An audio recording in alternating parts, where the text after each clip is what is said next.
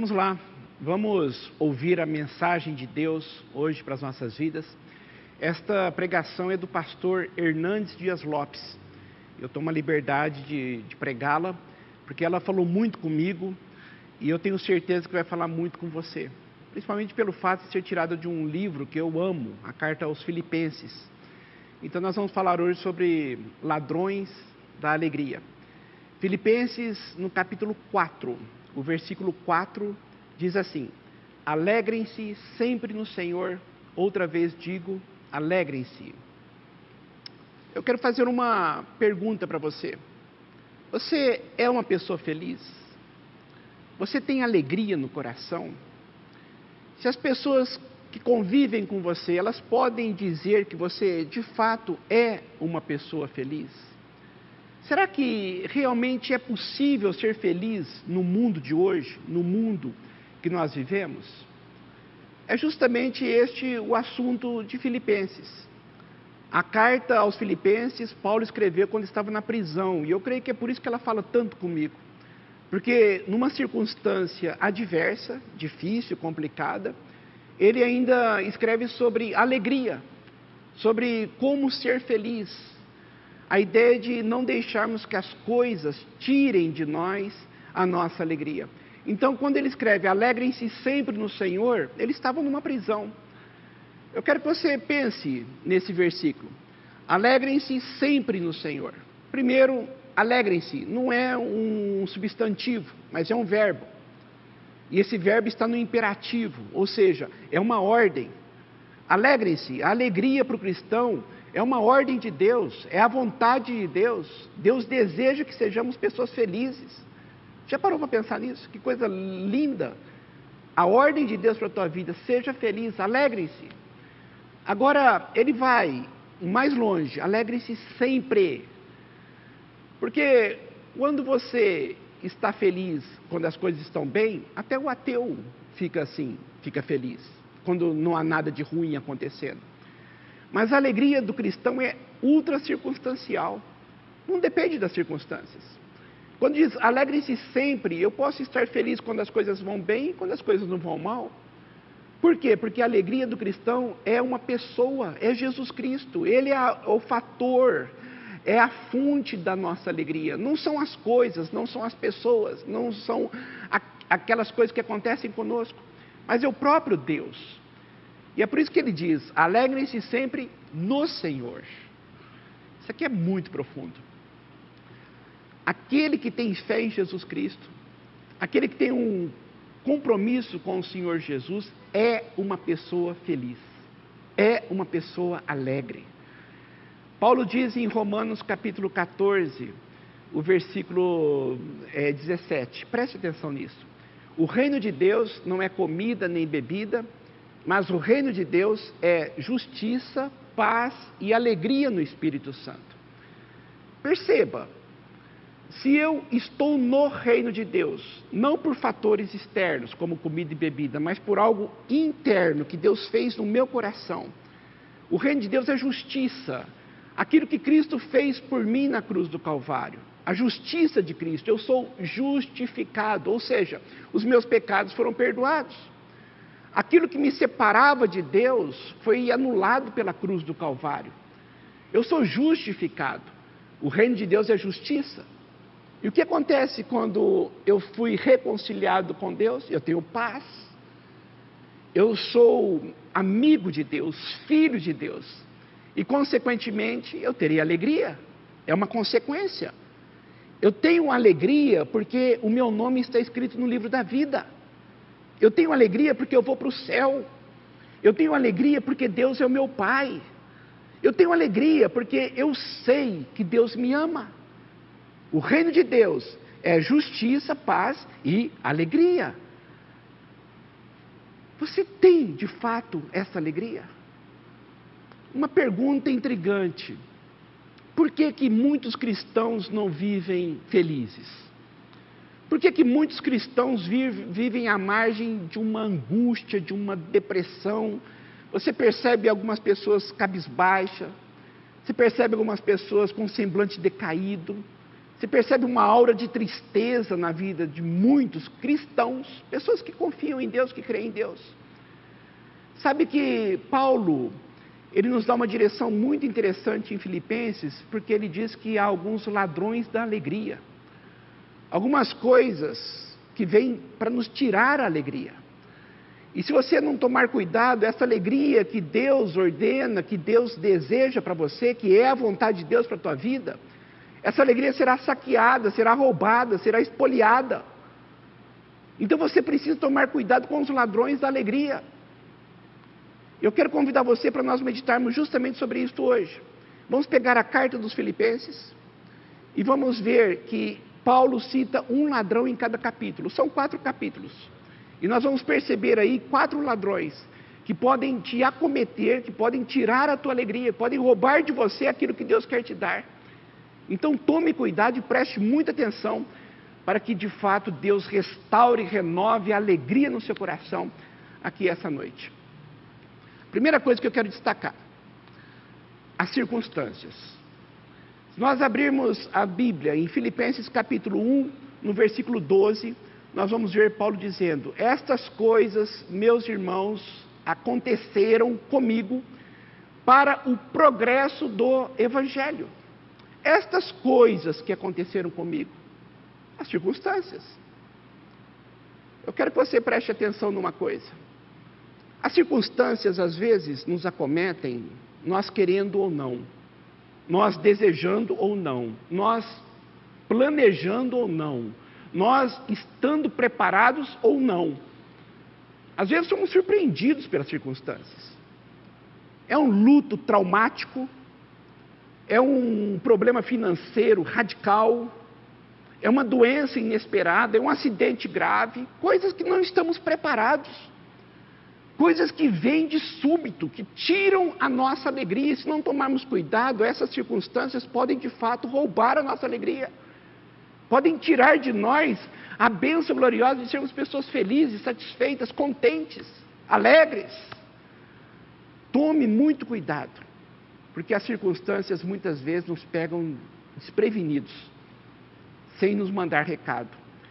Se nós vermos a vida de Paulo, quando ele diz: estas coisas que aconteceram comigo, favoreceram o crescimento do Evangelho, o progresso do Evangelho. Que coisas que aconteceram com Paulo? Quais as circunstâncias da vida de Paulo? Se nós pegarmos a história de Paulo, vamos ver que ele foi perseguido em Damasco.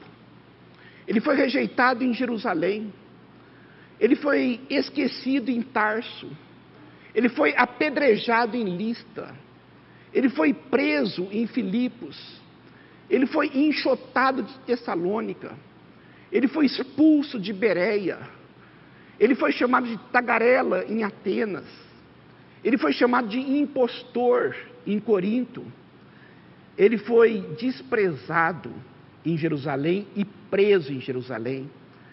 Ele foi e enfrentou feras em Éfeso. E depois que ele foi preso em Jerusalém, ele foi julgado em Cesareia.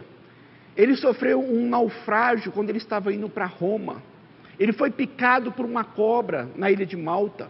E ele chegou algemado, encarcerado em Roma. Se nós vermos a vida de Paulo, ele sofreu 196 açoites dos judeus. Ele sofreu 3 naufrágios. Ele ficou perdido em estradas, mares, rios. Ele sofreu perseguições entre patrícios, judeus e estrangeiros. Agora ele diz: estas coisas favoreceram o progresso do Evangelho. Ou seja, isso que aconteceu comigo não tirou de mim a alegria, não tirou de mim a satisfação, o contentamento, a felicidade de saber que Deus usou tudo isto para a bênção do Evangelho chegar a muitas pessoas. Olha a visão deste homem. Quando ele, lá em Roma, olha o que aconteceu com ele, ele diz: porque eu estou preso, a igreja está encorajada a pregar com mais ousadia, sem medo. Ou seja, o Evangelho começou a se alastrar, porque a igreja começou a ficar encorajada por causa da prisão dele. Ele diz que 16 mil, preste atenção nisso, 16 mil soldados da guarda pretoriana, ali de César, foram evangelizados. Na prisão, porque ele estava na prisão, ele escreveu as cartas de Filipenses, Colossenses, Tito, Filemão, 1º e 2º Timóteo, que até hoje tem abençoado muitas vidas. Sabe por que que Paulo diz estas coisas não tiraram a minha alegria? Porque ele tinha consciência de que Deus estava na direção de tudo isto. Esta é a mensagem de Deus para a tua vida. Não há sorte, não há azar, não há acaso, não há determinismo, não há horóscopo, não há olho gordo, não há macumba, não há nada que possa interferir na sua vida, a não ser um Deus soberano, um Deus todo-poderoso, um Deus que tem o controle de tudo nas suas mãos, um Deus que tem um propósito para você em tudo que acontece. Eu quero que você guarde esta palavra no teu coração, propósito. Deus tem um fim, Deus tem um objetivo perfeito em mente, em tudo que acontece com você. Você precisa acreditar nisto. Você precisa crer nisto, que nada que acontece com você está desprovido da intervenção soberana de Deus, de um Deus que está no controle da sua vida. É isso que vai trazer alegria em você em toda e qualquer circunstância. E quando chegarem as circunstâncias difíceis, essas circunstâncias não vão roubar, não vão saquear, não vão espoliar a alegria do teu coração. Creia que Deus está no comando da tua vida. Creia que Deus está no controle da tua vida. Tudo o que acontece com você, tudo, é para a glória dele e é para o teu bem. Então, seja feliz e grato em toda e qualquer circunstância. Nós estamos passando dias que não temos respostas. Estamos há 3 meses, uma maneira surreal de viver, trancados em casa, com medo. Há muitas pessoas que não entendem as circunstâncias adversas que nós temos passado. Muitas pessoas estão tristes porque perderam entes queridos. Outras estão extremamente preocupadas, com medo de doenças. Medo de seus pais, avós, seus filhos pegarem uma enfermidade, pegarem esse vírus. Muitos estão preocupados com a vida financeira, com o desemprego, com a escassez, com a carestia que bate à porta. Deus está no controle de tudo. Eu preciso acreditar, eu preciso crer. Eu não posso deixar que estas coisas que têm acontecido roubem a minha alegria. Então tome cuidado, para que as circunstâncias não saqueiem, não roubem, não expoliem a sua alegria. Mas ele cita uma outra coisa também no capítulo 2, um segundo ladrão da alegria. As pessoas.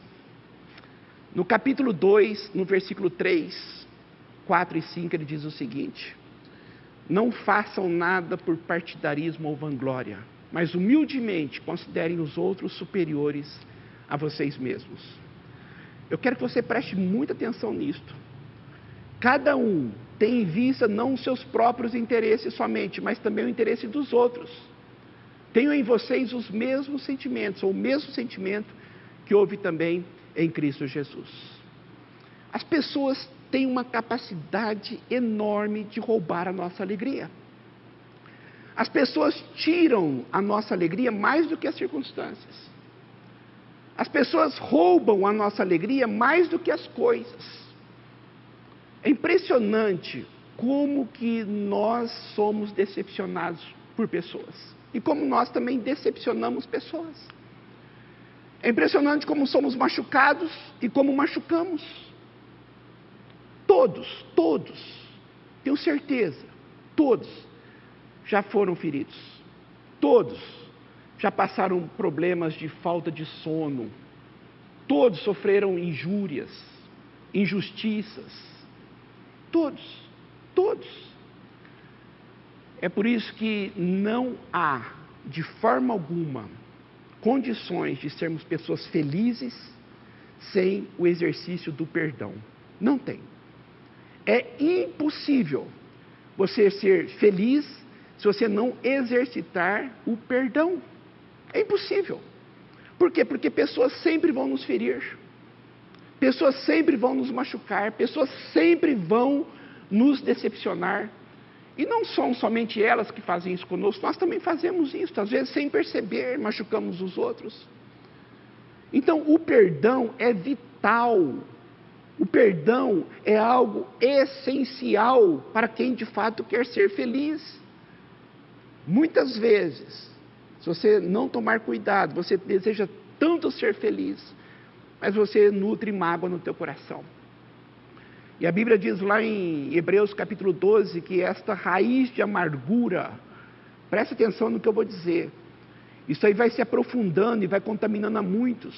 Você não somente é infeliz e começa a viver num claustro, numa prisão, numa masmorra, num inferno existencial, como você também começa a prejudicar as pessoas que vivem do teu lado, vivem com você. Porque a pior coisa do mundo é quando você vive amargurado, você se torna uma pessoa insuportável. Não há, de forma alguma, condições de sermos pessoas felizes se nós não exercitarmos o perdão. Aprenda a perdoar. Perdão é questão de obediência, não é questão de vontade simplesmente, ou sentir simplesmente. Você tem que resolver perdoar, decidir perdoar. Porque muitas pessoas, diariamente, vêm para saquear a tua alegria. São ladrões da alegria. Mas o perdão vai manter a felicidade e a alegria intacta aí no teu coração. Não deixe que pessoas tirem de você a alegria. Um terceiro ladrão, que Paulo cita também em Filipenses, é o dinheiro. Quando ele cita no capítulo 3, o versículo 19, diz assim: quanto a estes,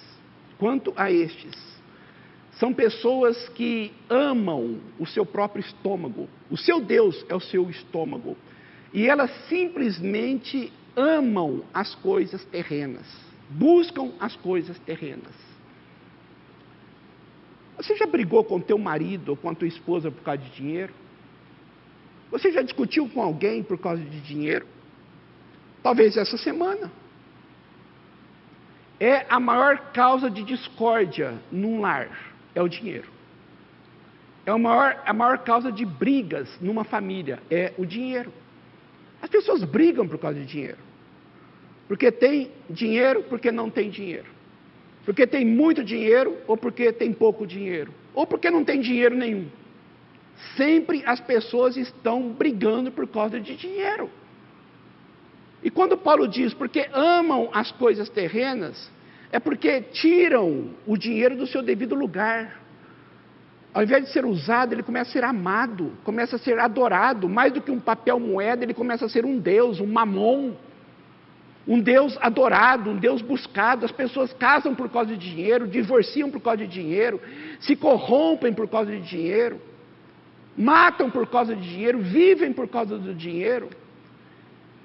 E não percebem, são pessoas infelizes. O dinheiro é um fator que rouba a tua alegria. Se você não tomar cuidado, isso pode tirar de você a tua paz, pode tirar de você o teu equilíbrio emocional. Nós vivemos num mundo maligno. Você começa a perceber isso de uma forma muito clara do que está acontecendo aqui no Brasil. As pessoas não estão interessadas no povo de uma forma geral, mas em poder, em política, em dinheiro, em pegar uma desgraça que está sendo mundial para se enriquecerem, para terem mais poder. Usa as pessoas para terem mais dinheiro, roubam, se corrompem.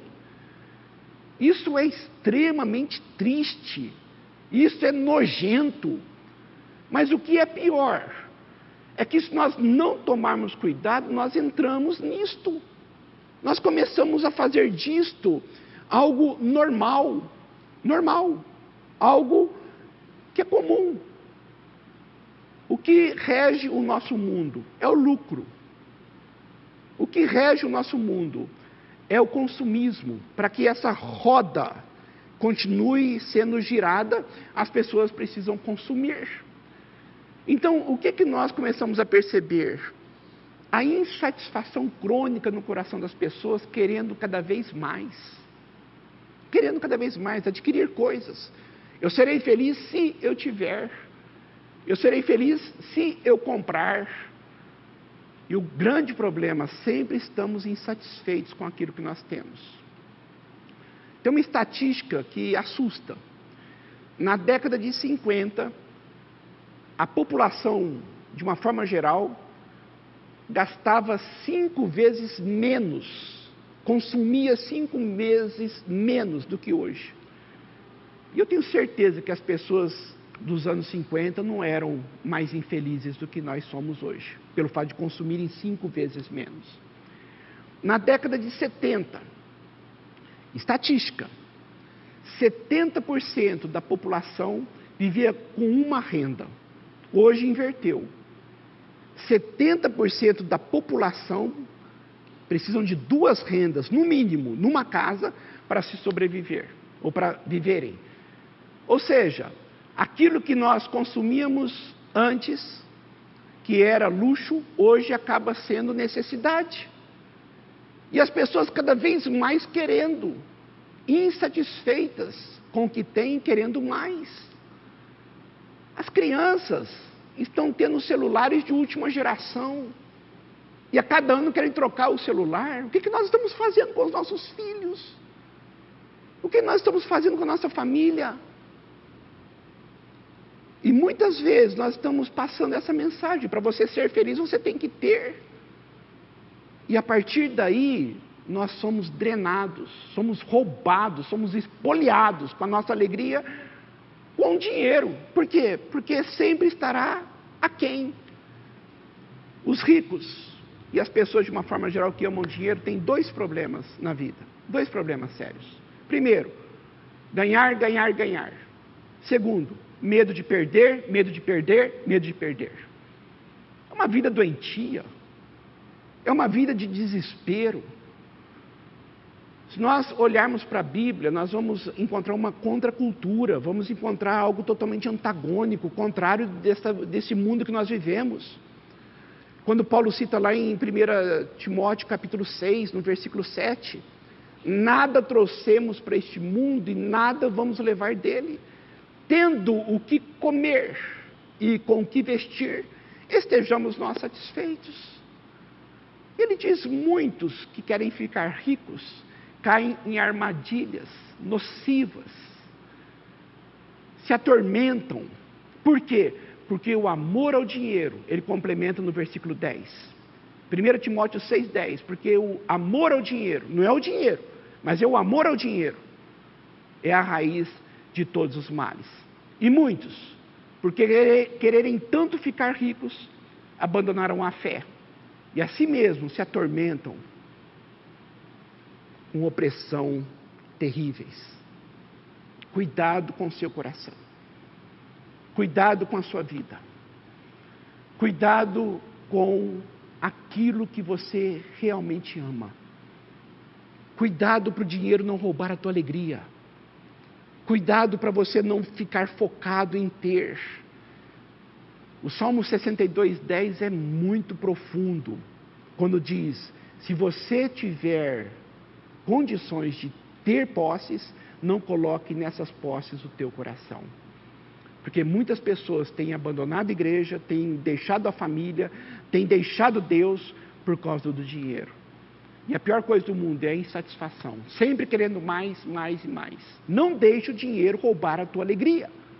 Não deixe o dinheiro roubar a tua felicidade.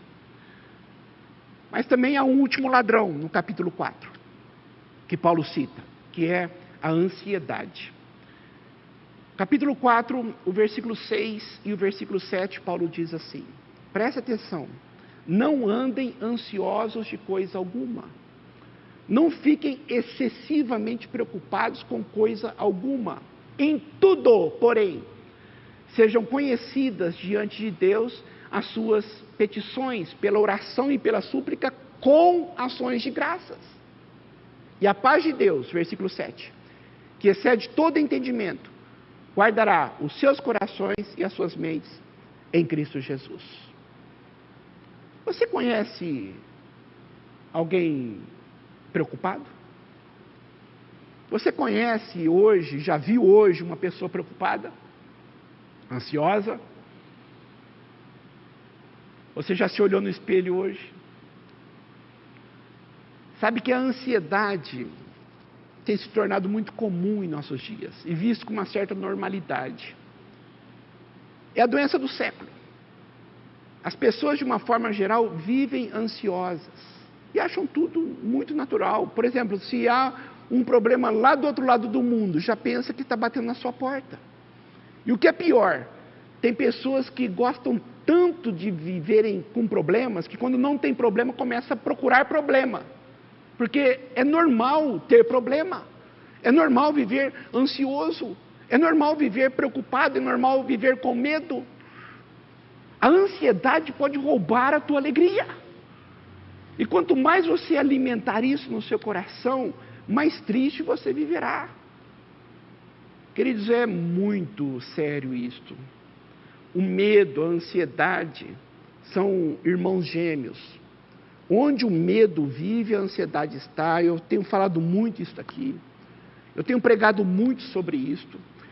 Porque nós temos vivido dias onde parece que a ansiedade tem sido alimentada diariamente através dos telejornais.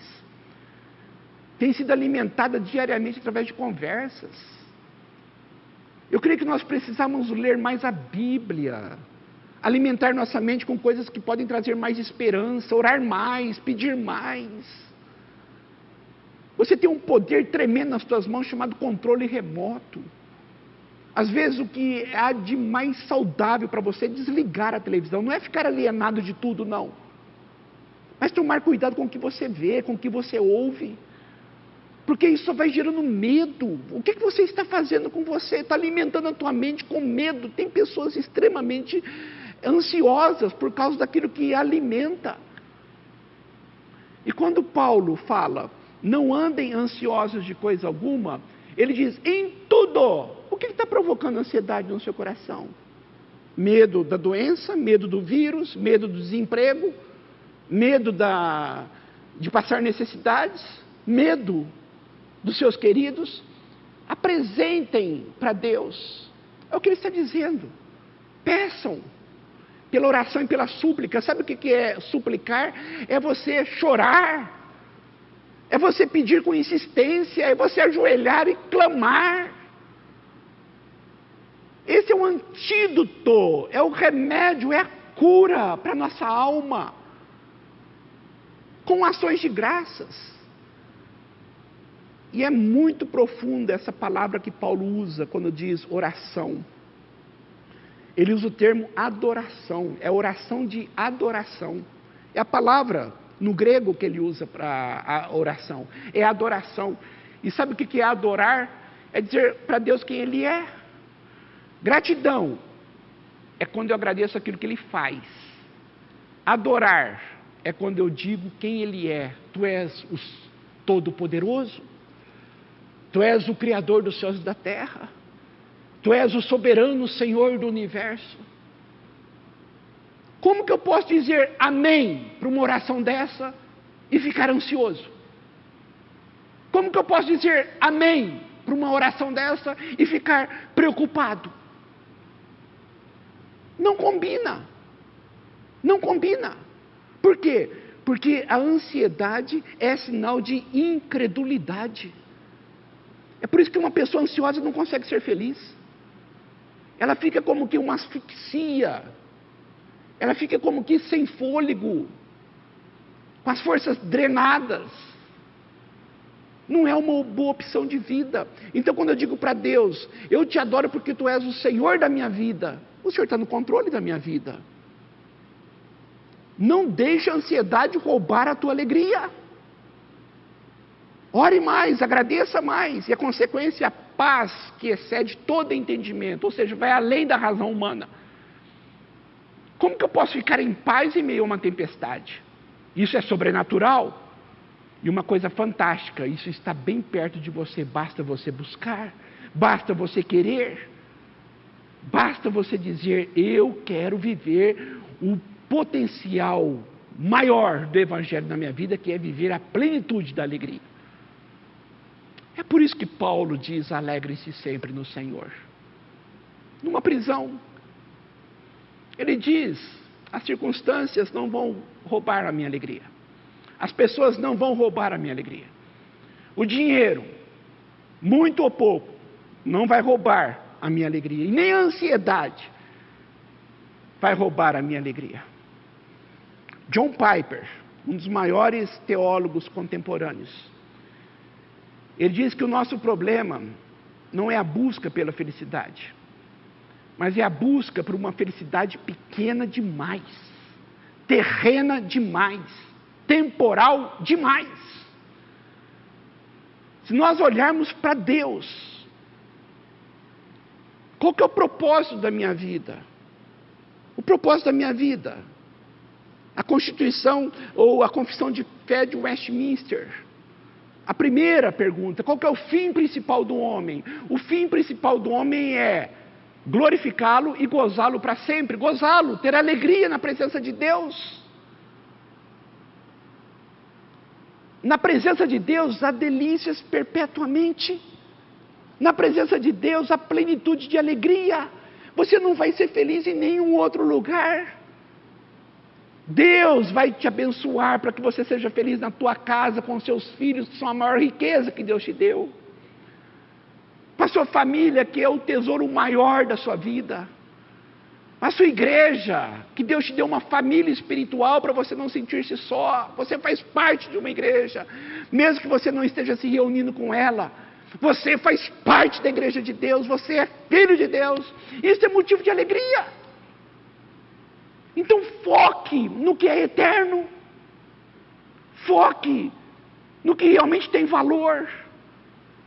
Se nós não tomarmos cuidado, vamos ser pessoas infelizes, pessoas tristes. Por quê? Porque essas coisas vão saquear, vão roubar a nossa alegria.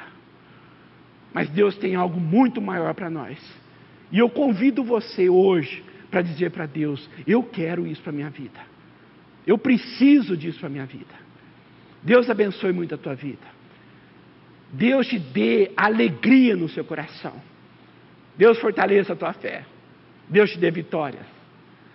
Que a bênção do Deus Todo-Poderoso esteja com você, hoje, e para sempre, e para sempre, e para sempre.